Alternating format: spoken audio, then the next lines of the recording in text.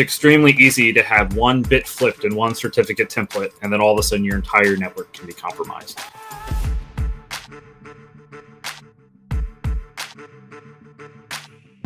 Kind of what really brought us together for this discussion is a research report that Will and Lee had released earlier this year, and then they more recently discussed at Black Hat around abusing Active Directory certificate services, which kind of covers a wide gamut of common misconfigurations in Microsoft's PKI implementation.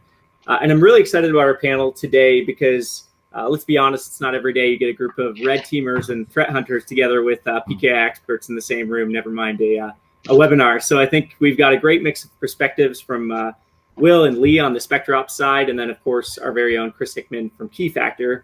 So I think the best place to start, probably, we touched on it a little bit there, but Will and Lee, if you could just tell us a bit more about what you guys do at SpecterOps and kind of why you even decided to go down this path of releasing a report around ADCS. So Will, maybe you can take us off there. You know, we're always looking for kind of new research areas to see, like, you know, what are like kind of new flaws that might come out, or what are, you know, different ways that we can find these misconfigurations or, you know, issues in like these large scale security systems like Active Directory. So I think it was over Christmas break, Lee was reading the Active Directory technical specification from Microsoft, as, you know, some light reading over a holiday. And he found, you know, these different sections being like, oh, this is about certificates or authentication to LDAP and things like this. And he was like, hey, Will, did you know you could do this?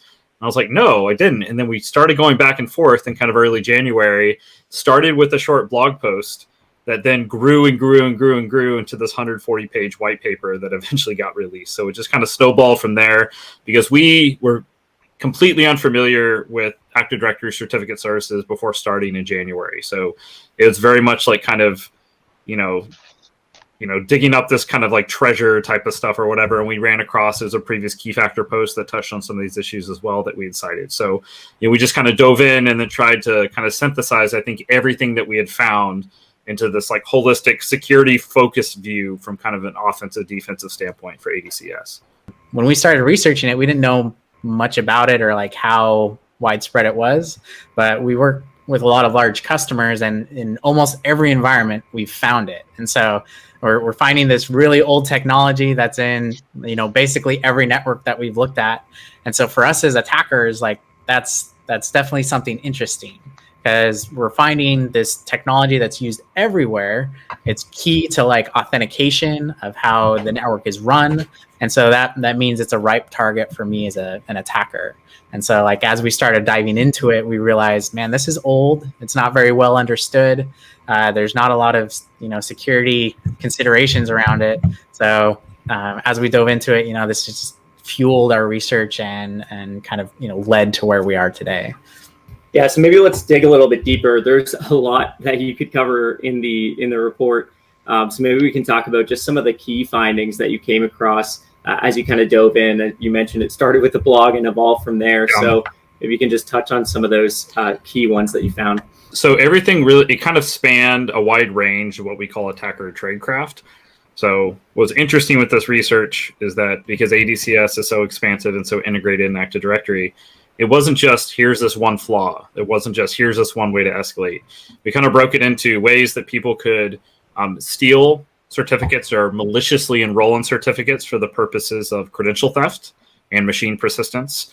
We touched on the big thing that people noticed from the report is we tried to codify 8 different escalation scenarios. I know one of which was touched on or covered in the Keyfactor post that from you guys, I think like 2016, something like that. So we took a lot of these scenarios that people kind of knew about and just put them all in one place, because what we realized was a lot of people would say like, oh, I'm not vulnerable to this one particular thing, but maybe they were to a different setting or something like that. So there's like those 8 different escalation scenarios. And then we also touch on if you could steal the private key from a CA itself, if it wasn't hardware protected, how you could use that private key to practically forge certificates that, at least in default settings, can't be revoked. So it's kind of like credential theft, domain escalation, domain persistence is kind of what we codified everything into.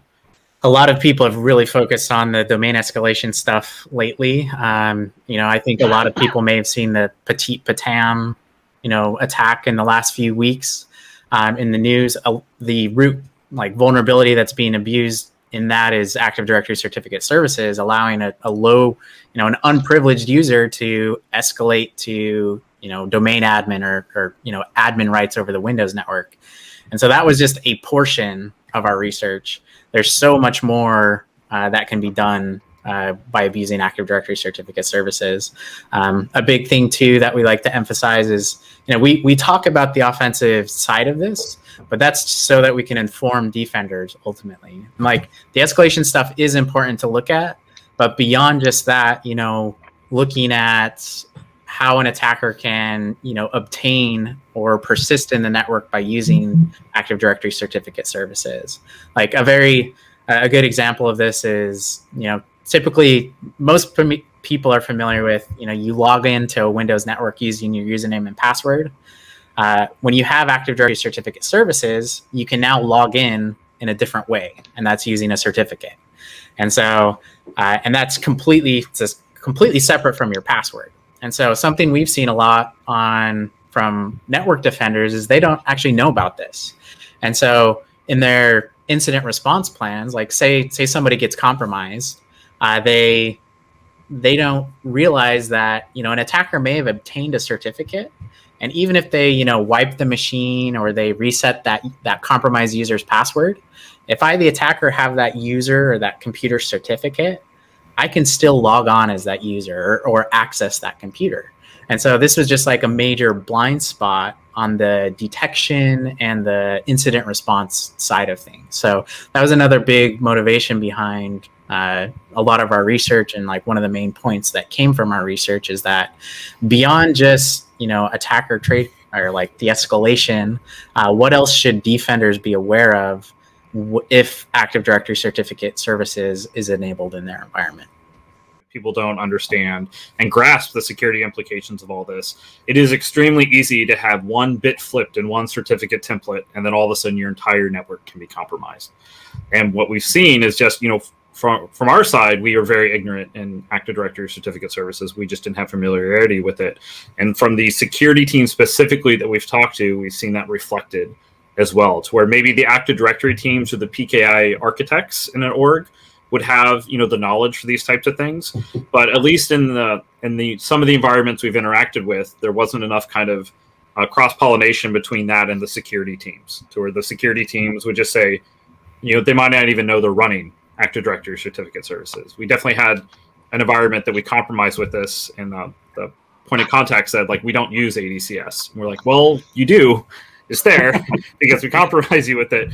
So I think that just kind of highlights the lack of knowledge or lack of awareness for some of these things. A lot of the times, Chris, this, we come into an organization and anyone who has their hands on ADCS, at least half the time, they didn't choose PKI chose them. And now they're stuck trying to configure and manage this thing, whether it's been around since, as you mentioned, 2001, and there's been multiple hands on it since then, or they're just starting out fresh. So I know we come across that quite a bit in terms of just the changing hands around these PKI implementations. But Chris, you mentioned earlier, just going back to where PKI can go wrong. Just curious, is there anything specifically that kind of stood out about this report to you that you've come across pretty often? Yeah, there's a number of things, but the one that I kind of hone in on is, the biggest mistakes are sometimes the easiest to make. And it's flipping a switch that allows you to put subject alternate names arbitrarily into certificates. And from a technology implementation standpoint, at raw value, there is nothing wrong with that, as long as you trust everybody in your organization explicitly to always make right decisions. Rarely is that the case. Many things have taught us that that's probably not a wise path forward. And it's just, again, it goes back to that point that I said that, there are multiple parts to PKI.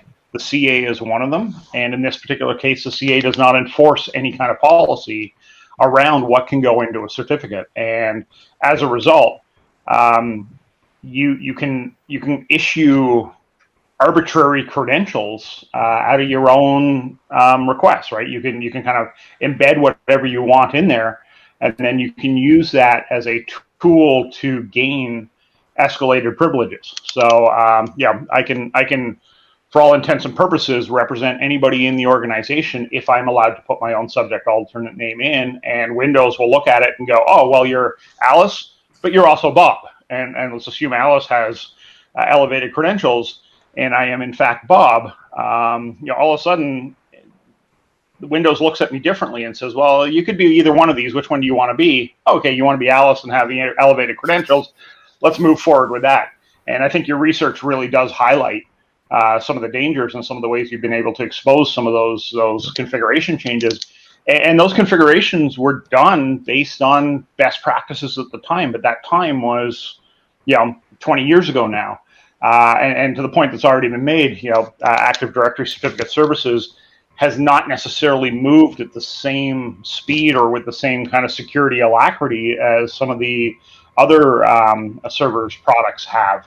And therefore, these configurations go through upgrades, and nobody gets flagged, and there's a persistent setting, and it applies to all certificates, and so on and so forth. So that to me is the one that really stood out, because we've done some research on that, and thank you for citing that piece of it. But it continues today, and it's remarkable to me that there is no check or balance that has taken place, even at a product level, that turns around and says, hey, you have this enabled. Are you sure you really want to do this? For all the times you have to kind of click, I'm okay with this. I'm okay with this.